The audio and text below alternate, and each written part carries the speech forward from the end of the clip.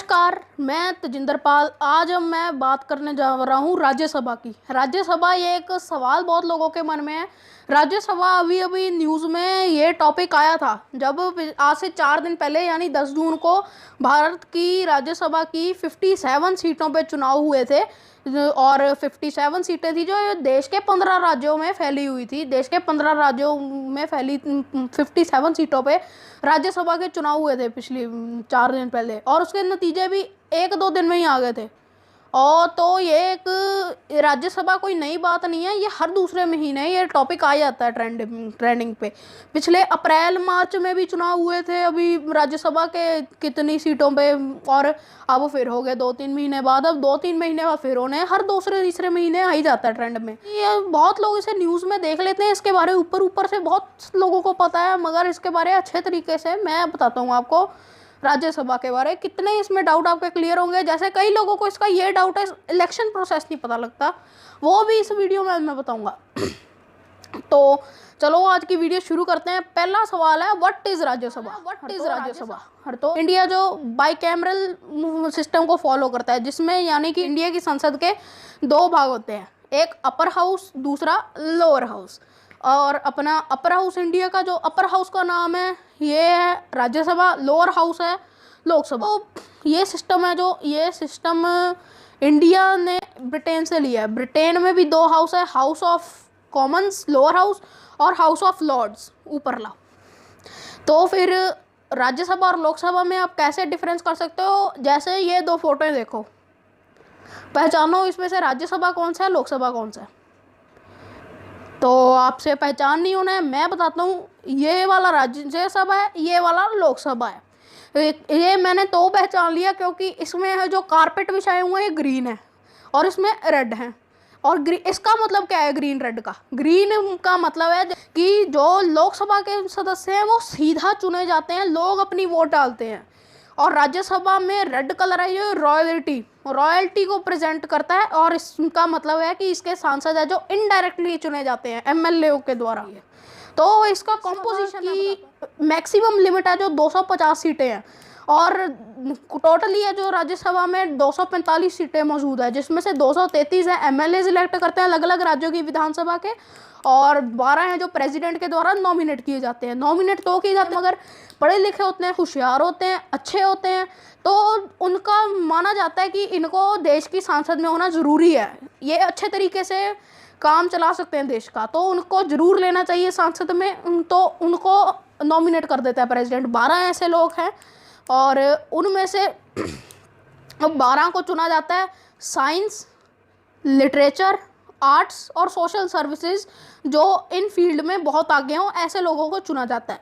इसकी कॉम्पोजिशन का तो हमें चलो पता लग गया। अब अगला है इसकी टेन्योर। बाकी सारी चीज़ों की 5 साल होती है टेन्योर, इसकी 6 साल होती है। राज्यसभा की एमपी है जो लोकसभा का, उसकी टेन्योर 5 साल होती है। एमएलए की 5 साल होती है। सीएम पीएम की 5 साल होती है। इनकी 6 साल होती है।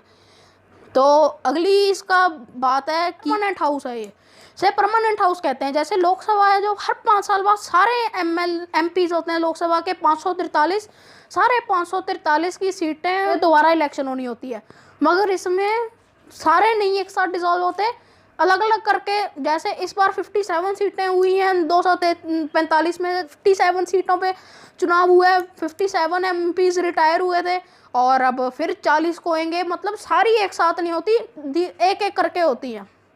और अगली बात है इनके डिफरेंस। लोकसभा और राज्यसभा में फ़र्क क्या है।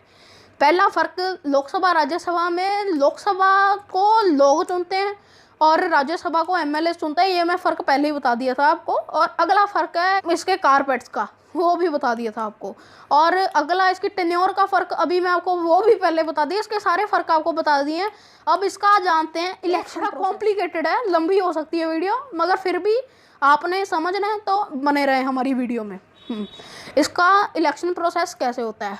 इसमें ऐसे नहीं होता जैसे हम जाते हैं एमएलए को वोट डालने, एमपी को लोकसभा के वोट डालते हैं। ए बी सी डी 4 लोग खड़े हैं एमपी के लिए, इनमें से हम एक को वोट डाल दी, चलो हमारी वोट गिनोगी। मगर यहाँ पे ऐसे नहीं होता है, एक आदमी को ऐसे नहीं वोट डालते, इसमें प्रोपोर्शन के हिसाब से वोट डालते हैं। जैसे कि आप इसको मैं पहली प्रेफरेंस देता हूँ, इसको दूसरी देता हूँ, इसको तीसरी देता हूँ, जिसके साथ आपकी बिल्कुल नहीं बनती उसको लास्ट दे दो, जिसको आप चाहते नहीं एमपी बनना उसको लास्ट प्रेफरेंस दे देते हैं। मतलब हर एक को प्रेफरेंस के हिसाब से यहाँ पे दिए जाते हैं वोट। और प्रेफरेंस के हिसाब से भी मैं आपको बताता हूँ गिनती कैसे होती है। एक इसमें कोटा होता है, हर स्टेट को दिया होता है कि आपकी स्टेट से कितने राज्यसभा एमपी जाएंगे। जिस स्टेट के ज़्यादा पॉपुलेशन है उसके ज़्यादा एमपी। यूपी की सबसे ज़्यादा पॉपुलेशन है, यूपी में 31 राज्यसभा की सीटें हैं। तो ज़रूरी तो नहीं है कि सारी राज्यसभा की सीटें एक साथ ही सारों पे रिटायर होंगे एमपीज़। तो फॉर एग्ज़ाम्पल ये देखो, जैसे मैं एग्ज़ाम्पल लेता हूँ राजस्थान का। इस बार राजस्थान की 4 सीटें खाली थी, 4 सीटों पे चुनाव होने थे। तो राजस्थान की 4 सीटें खाली थी। तो मैं अब क्या करूँगा, मैंने पता करना है कि 4 में से 1 एमपी भेजने को किसी पार्टी को कितने विधायकों का सपोर्ट चाहिए। 200 एमएलए राजस्थान असेंबली में, उसमें से 4 सीटों पे चुनाव होने, 4 + 1 200 डिवाइडेड बाय 4 + 1 यानी 5 और प्लस 1। 200 को 5 से डिवाइड करो 40 बनता है, 40 में 1 प्लस करो 41। यानी किसी को भी अगर अपने 1 एमपी बनाना है राज्यसभा का तो उसे 41 एमएलए की सपोर्ट चाहिए। ये आपने कोटा याद कर लेना है कि कितने विधायकों का सपोर्ट चाहिए, ये वाला। तो अब ये तो हमें पता लग गया इसका इलेक्शन में कितने विधायकों का सपोर्ट चाहिए, ये कैसे निकालना है ये तो पता लग गया। अब मैं आपको ये बताता हूँ कि इसमें इलेक्शन होती कैसे है, इसकी गिनती कैसे होती है। हाँ, एग्ज़ाम्पल मैं आपको देता हूँ। मैं सबसे पहले मैं कहता हूँ, जैसे मैं खड़ा हूँ तेजिंदर, मेरे चैनल का नाम भी है, मेरा भी है।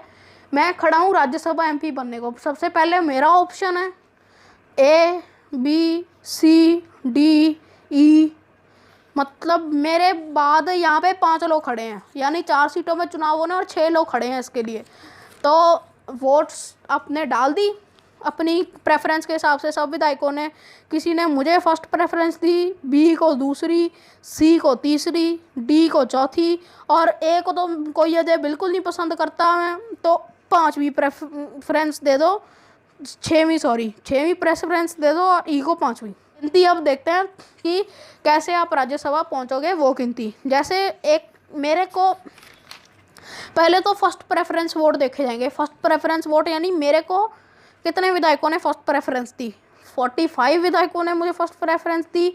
ए को 37 और बी को 32, सी को 20, डी को 18 और ई को 14 विधायकों ने फर्स्ट प्रेफरेंस दी। ओके, तो इसमें से मैं तो चलो पक्का पहुंच गया राज्यसभा। 41 चाहिए था ना कोटा, 45 मिल गए, मैं पहुंच गया राज्यसभा। पहली सीट को तो ख़त्म। और अब दूसरी सीट के कैसे देखें। अब पहले तो इसमें से जो सबसे कम वोट हैं मिले ई को 14 लोगों ने फर्स्ट प्रेफरेंस दी।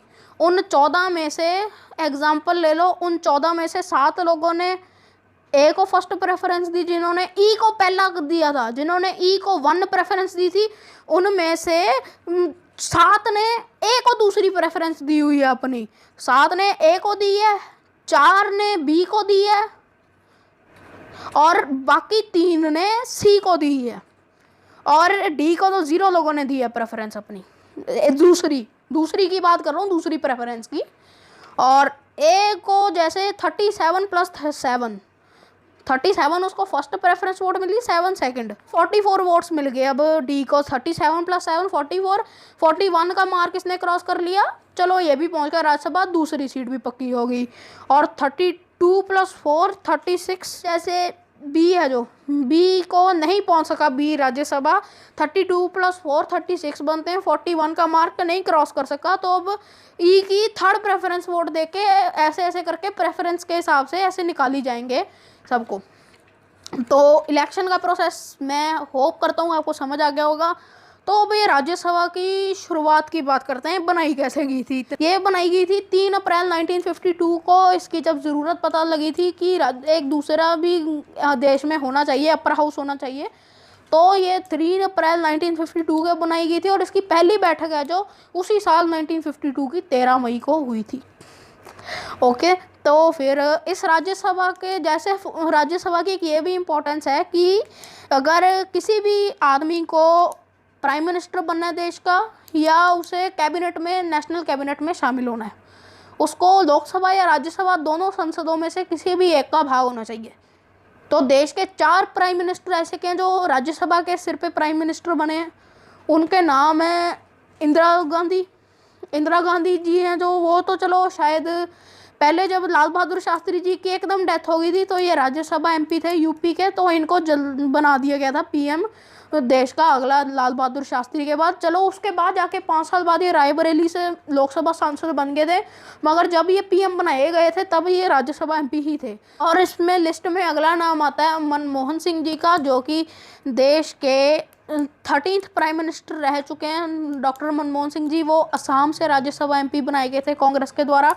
और अगला नाम आता है हमारी लिस्ट में आई.के. गुजराल। ये बाद में जाके जलंधर से सांसद बने थे, मगर जब ये प्राइम मिनिस्टर ये बनाए गए थे तब ये राज्यसभा एमपी ही थे बिहार से। और फिर उसके बाद अगला नाम आता है हमारी लिस्ट में एच.डी. देवेगौड़ा। ये देश की इन्होंने कमान है जो 10 महीने के लिए संभाली है, मगर फिर भी ये राज्यसभा एमपी पहले इन्हें बनाया गया था, फिर इन्हें पीएम बनाया गया था, क्योंकि उस समय जो इनकी पार्टी थी उसमें इनका नाम ज़्यादा आगे चल रहा था पीएम की रेस के लिए। तो इसके बाद अगली बात आती है हमारी इसकी इम्पोर्टेंस क्या है। राज्यसभा को ऐसे हल्के फुल्के में नहीं लेने का, इसकी इम्पोर्टेंस बहुत है।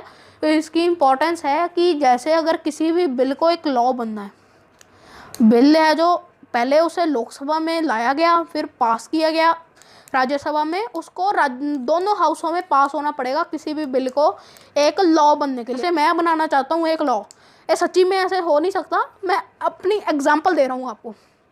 जैसे मैं लॉ बनाना चाहता हूँ कि कोई भी चीज़ है, कोई भी मटेरियल ले लो, उसको मैं इलीगल करना चाहता हूँ, देश में इलीगल हो, तो बिल मैं उसके लिए पास कर दिया लोकसभा में।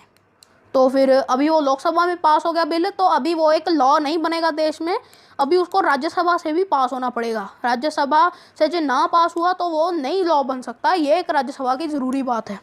और अगली बात है इसकी कि ये देश में जो देश की अलग अलग स्टेट्स हैं, अलग अलग कल्चर्स हैं, उनको रिप्रेजेंट करने में ये एक अच्छे तरीके से अच्छी भूमिका निभाता है राज्यसभा। और अगला है ये कोई भी बिल है जो जल्दबाजी में, पहले ही मैंने बता दी थी बात कि कोई भी बिल जो जल्दबाजी में पास हो जाता है, लोकसभा पास कर देती है जल्दबाजी में। आपको पता है ना कि जल्दबाजी में किया गया काम हमेशा गलत हो जाता है। हाँ, और लोकसभा में जैसे कोई बिल जल्दबाजी में पास हो गया, तो ये ऐसे अगर राज्यसभा ना होती तो लोकसभा में जल्दबाजी में पास किया गया बिल लॉ बन जाना था और उसने कोई जल्दबाजी का काम है गलत हो जाना था। मगर अब क्या हुआ है, लोकसभा से बिल पास हुआ, जल्दबाजी में राज्यसभा की तरफ पहुंचा और राज्यसभा ने उसको चेक करेगी, राज्यसभा ये सही है या क्या है, और उसके लिए उसको में अमेंडमेंट के लिए रिकमेंडेशंस देगी। तो आशा करता हूँ आपको समझ आ गई होगी राज्यसभा के बारे, इतनी सारी बातें समझ आ गई होगी कि इसकी इम्पोर्टेंस क्या है, इसके इलेक्शंस कैसे होते हैं, ये इसमें और लोकसभा में फ़र्क क्या है, ये सारी बातें आपको समझ आ गई होगी राज्यसभा के रिलेटेड। तो आशा करता हूँ आपको ये मेरी वीडियो अच्छी लगी हो। अगर आपको अच्छी लगी हो तो मेरे चैनल को सब्सक्राइब करें और इस वीडियो को लाइक करें, और अगर आप ये नॉलेज को अपने और लोगों के पास पहुँचाना चाहते हो तो इसको शेयर भी करें। धन्यवाद।